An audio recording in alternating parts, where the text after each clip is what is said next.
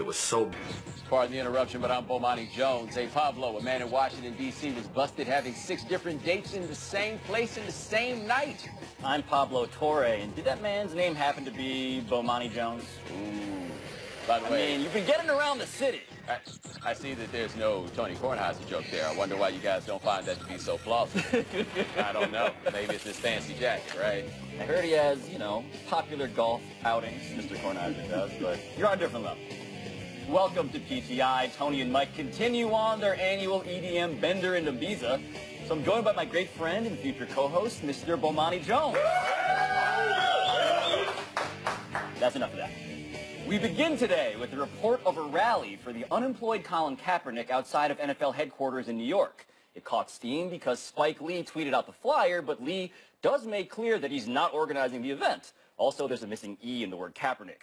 At this point, Bo, would protests like this help or hurt the quarterback's quest to play again? I mean, is it possible to hurt his quest to play again in the NFL? As it seems pretty clear, he's not going to play in the NFL again, right? Like, I think that horse has left the barn. It is long gone. At this point, if you're somebody who is offended by what is happening to Colin Kaepernick and feel that he is being blackballed and feel that that is the un-American thing that is going on, then the only option you got left is make a bunch of noise and let the NFL know that you are dissatisfied. Because the NFL or the owners, let them tell it at least, they are making this decision individually, though not collectively, at least in legal terms, because they do not want to offend fans. That is what we've had some owners intimate. Well, if you are an offended fan by what they're doing, then apparently you need to go let them know that you are offended and see if they care whether or not you are offended as much as they care about these people who would probably still go to games, how offended they are or are not. Well, here's the thing about the NFL league office, because they can look outside their window at this protest and they could see, if they want to see, a chess move.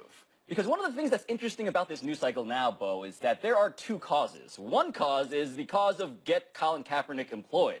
And the second cause is Colin Kaepernick's larger cause about police violence and inequalities in the criminal justice system in America at large. And one of the things that's interesting is that those are not at all the same thing, even if they're related. In fact, if the NFL, if the league as a whole wanted to do something like, I don't know, gesture to some owner, hey, this guy is worth employing, they would have a benefit there because it would suck a lot of the air out of the second thing. The reason we keep talking about this and the reason everyone really is still talking about this isn't because of the material, substantive issues that he's bringing up from the sociological perspective. It's because the guy doesn't have a job. You give him a job, and this, I guarantee you, erodes over time. Yeah, but let's ask this question also. How concerned are the owners and these guys about the actual cause, right? Like, are they really sitting around like, you know what, there's a little bit too much discussion about police brutality, and we need to tamp that out? Or is it the sheer shock that they had at the sight of him not standing for the national anthem, the mere defiance that came with it, and the idea that this guy would be willing to do something that they found to be such an affront? Do they care that much about the cause, or do they care about what they term as disrespect from Colin Kaepernick? That's where I'm not sure, because I'm just not positive that these guys really think that much and care that much about the idea of stamping down the larger cause in the name of putting forth some political agenda. I don't know if they're that forward thing. I would say, though, that this still would fall under the umbrella of political incorrectness. Colin Kaepernick happens to be the foremost example of sports. Now, we see this in other places. We can look at Google right now, we can look at Washington, but in sports, Colin Kaepernick is not allowed into this club because he is saying things that people are really uncomfortable with. And he's doing it in a way that they've long been uncomfortable with, too. Yeah, if only he had said something crazy at a Kenny Chesney concert, right? If only. If only. He's gonna fight some people. You're threatened to it. All of them, all 3 of them in the stadium. Hey, switching gears. Andrew Wiggins is up for a max extension from the Timberwolves worth around $150 million. But before he signs, T-Wolves owner Glenn Taylor says he wants to talk to Wiggins first to make sure there's a, quote, commitment to be a better player than he is today. To Taylor, that means working out more often in the Twin Cities and working on all parts of his game. Pablo, was this something Taylor really needed to say? So this is a lot of shade with a heavy dose of paternalism. There's a lot of, you can have your allowance if you do all your homework first. And that's uncomfortable from a power perspective, a labor versus management perspective. But this is where I sympathize with Glenn Taylor. He kind of has a point, because Andrew Wiggins famously is one of the worst defenders in the league. 538 proclaimed that a shot guarded by Andrew Wiggins is about the same as a shot guarded by nobody. And to me, defense does speak to a level of effort and commitment. Now, the way he said it was problematic and worrisome, but in terms of the truth of it, he kind of has a point of what Wiggins needs to do next to get to the next level. And it's also particularly frustrating because the potential of Andrew Wiggins as defender is part of the allure about why he was taken so highly in the draft. And it's crazy when you go back and look at it and see what the numbers are, right? And I also would say, to be fair, if you are the owner of the team and you're going to write over a check over years at least for $150 million, you get to look somebody in the eye before you go ahead and do that. However, what if Andrew Wiggins looks at him and says, actually, nah, I'm going to stay the same dude I am right now.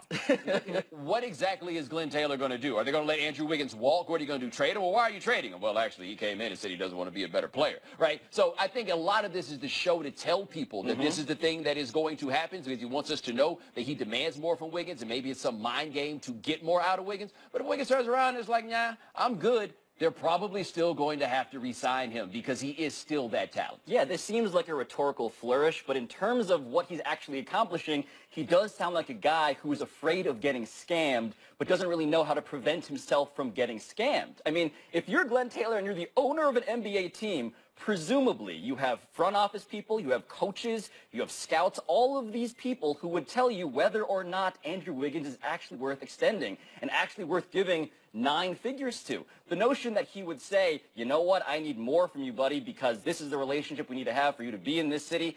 From that perspective, that's not really going to do much of anything in the end. But see, this fits a larger thing, though, with the Timberwolves. You have to remember, Kevin Garnett, their greatest player, bad relationship with Glenn Taylor. Yes. Kevin Love, this is more a David Kahn thing, but remember the insulting contract offer that he wound up getting from them. This would be another guy we've seen as like the face of the Timberwolves who just can't seem to get along with the guys up top. Yes, but speaking of brutal honesty, we turn now to Josh Rosen's interview with Bleacher Report. The UCLA quarterback said that football and school don't go together. They just don't. Trying to do both is like trying to do 2 full-time jobs. He also said, quote, raise the SAT requirement at Alabama and see what kind of team they have, end quote. Bo, what do you make of Mr. Rosen's comments? All right, let's start here. Josh Rosen has an uncommon level of exposure for any young man his age, let alone one who is playing football. Yes. He's really bright, he's really well-read, and he expresses these things very clearly. He's going to wish he had the Alabama line back because he's going to hear from a whole lot of Paul who are not going to be happy that they threw that name in there. But his point was this one. If you have any barrier to playing football, any like exclusionary measure to whittle out the field that isn't directly related to football, then the football is going to be worse. Right? If you told every Nobel Prize winner they had to run a 40-yard dash, we'd have fewer Nobel Prize winners if you took them out for not running a 4.7, right? So what he's saying there is correct, and everything that he has to say there adds up. It's so much work to be a college football player in the big time in this day and age. To do that and be a truly dedicated student in the way the NCAA would like us to believe their guys are, you are asking for a lot, and it is 2 full-time jobs if you're trying to do either one of them right. No, and the SAT thing, I think there is a shock value there, but Harvard would say this about Stanford, which would say this about Northwestern, which would say this about UCLA, which would say this about Alabama. One of the things we do, weirdly, in college sports when it comes to academics is judge these guys in a way that we wouldn't judge, for instance, musicians. We let in all sorts of musicians to all sorts of fancy schools, and they can't do much of anything besides play music. We let in a lot of writers who can't do much of anything besides write. Mathematicians who cannot write but love math and do math. That is okay. The question, though, is what happens in terms of the mission, right? Where on that gradient between extracurriculars and academics do you lie bespeaks what kind of a school you want to be.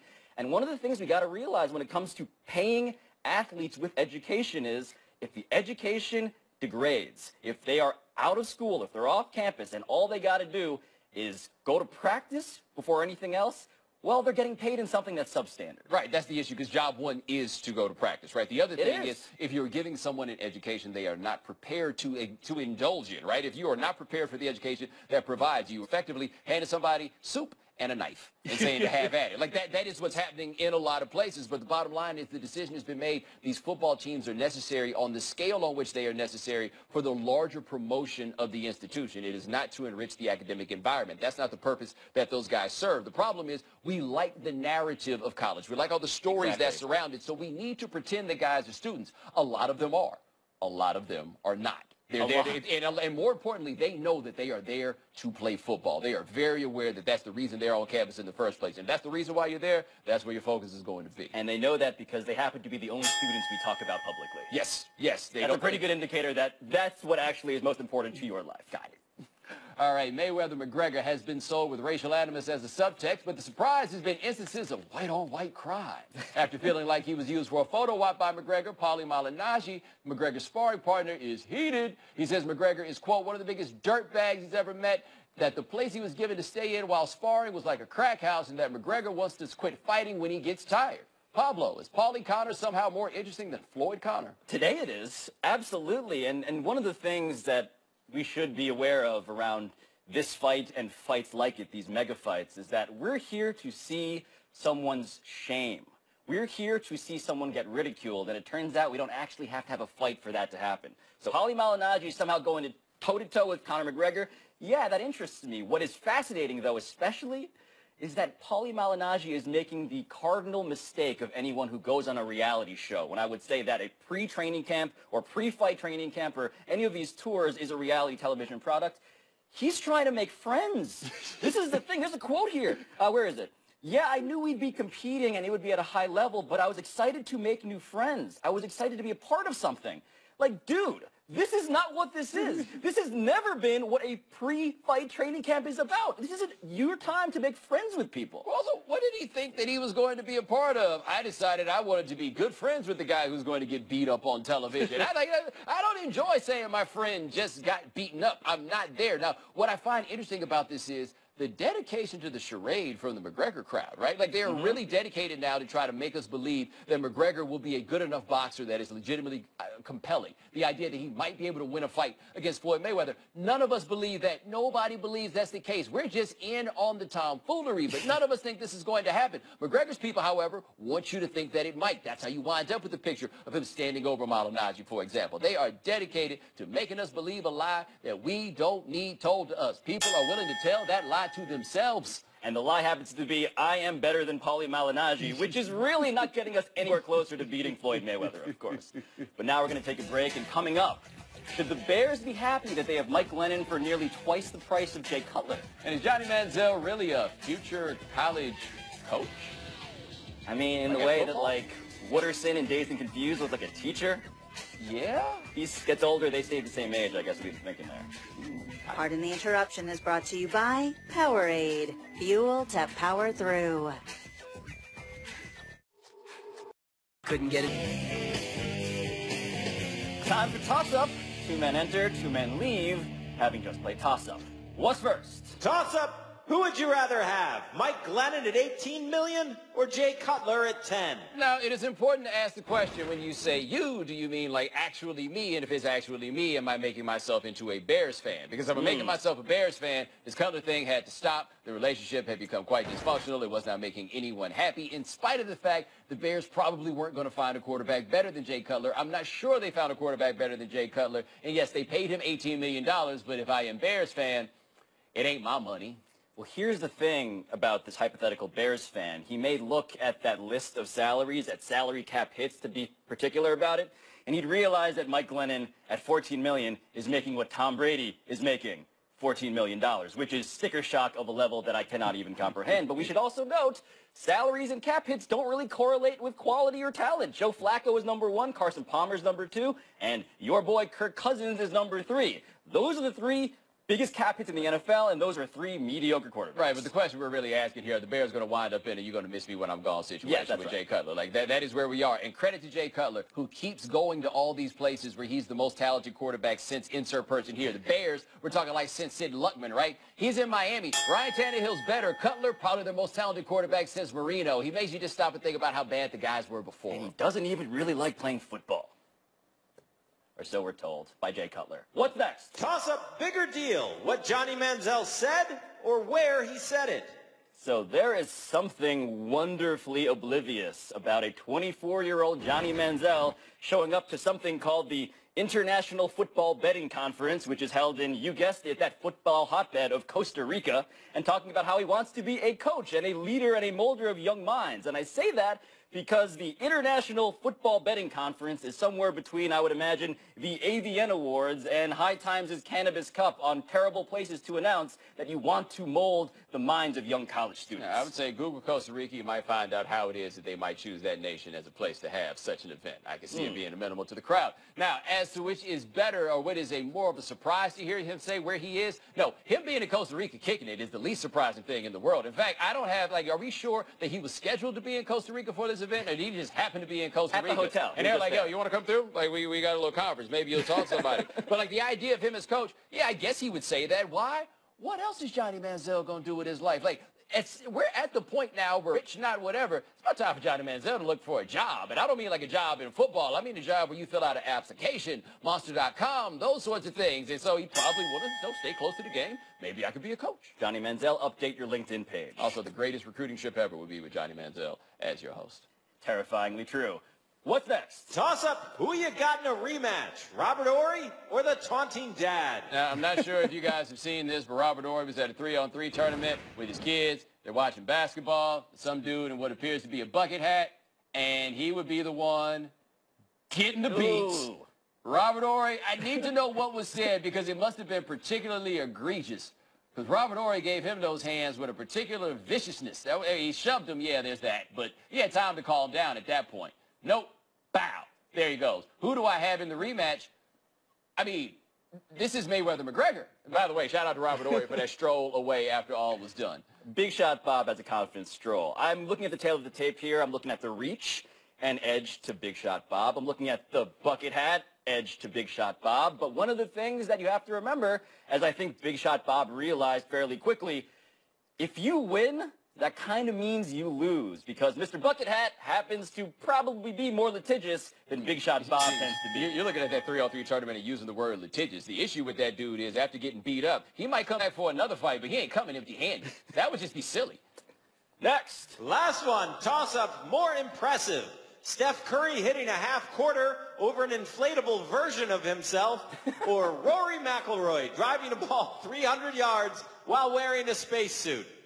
Couldn't even get through the end of that without laughing. Let us check this out here. This is Rory McIlroy in a spacesuit right here. And, you don't want all those things in your way with your golf swing, right? It'd be real easy to hit his elbow or something, mess up his whole form. 300 yards. Really impressive. Now, there's Steph Curry hitting that shot over the giant Steph Curry. In Korea. Yeah, which I do have to say, the giant Steph Curry plays a very similar style of defense to the actual Steph Curry. Oh, come on. I got to go with Rory on this one, man. That's a difficult golf shot to hit, given the gear that he was sporting. Rory has an impressive prop there, but I'm about production values, and that Korean television show, I want to import that. We've imported American Ninja Warrior. I want to import that, because one of the things that we really do simultaneously recognize but don't recognize enough is how absurd that television is. Yes, in America, we have, monster truck rallies. We have The Bachelor. But I want a guy shooting over an inflatable version of himself that's 20 feet tall with another guy with, 20 hands coming out of him like he's,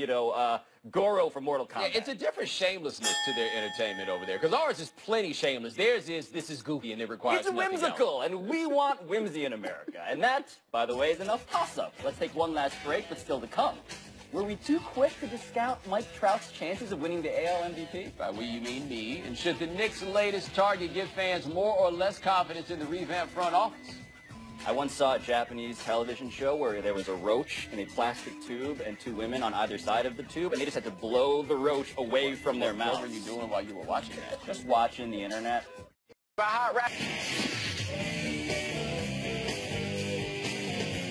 Happy time, people, and a happy 23rd birthday to Cameron Payne.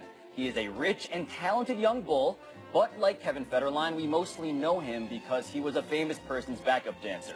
Losing KD is one thing, but I'm not sure how Russell Westbrook is going to fill this pregame void in his life. My favorite thing with Cameron Payne is when he got drafted, I heard him talk, and I was like, oh, Memphis is right back in the NBA. Murray State's own.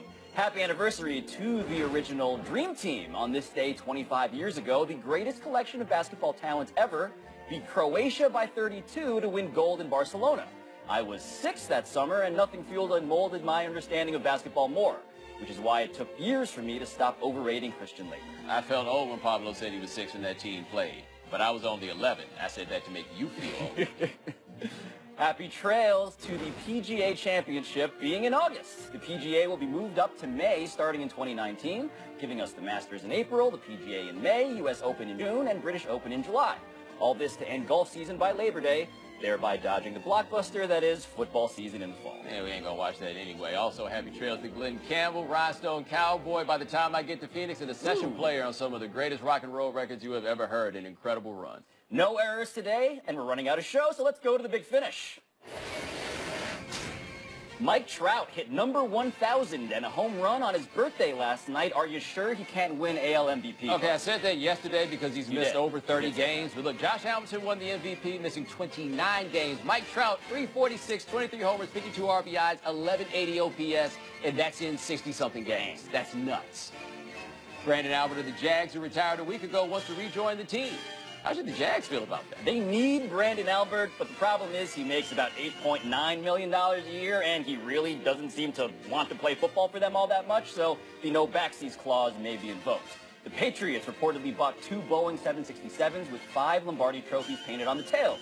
You impressed by that? I mean, that is pretty stuntastic, right? That is stuntastic like you do when your team owner is known for wearing his stuntastic Air Force Ones at any opportunity that he does receive. It's also a bit jerk-like, but, I mean, I like Not jerks. mutually exclusive. I'm kind of a jerk. The Knicks will reportedly sign Michael Beasley. That's the missing piece. It's the missing piece if they're engaging in a Skittles eating contest, because in Miami, dude used to take bags and empty them into his mouth like he was a cement mixer. Last one, Chris Sale, Dallas Keuchel, and Corey Kluber all start tonight. Bo, who's the most vulnerable there? I would say it is probably Dallas Keuchel because he has been weak his last 2 starts. At least that's what they told me before we came out here. That's right. We're out of time. Thank you for watching. I'm Pablo Torres. And I'm Bomani Jones. We'll be back here at the same time tomorrow. You can get the PTI podcast on the ESPN app or Apple Podcast. Keep recovering from Caravana, Canada.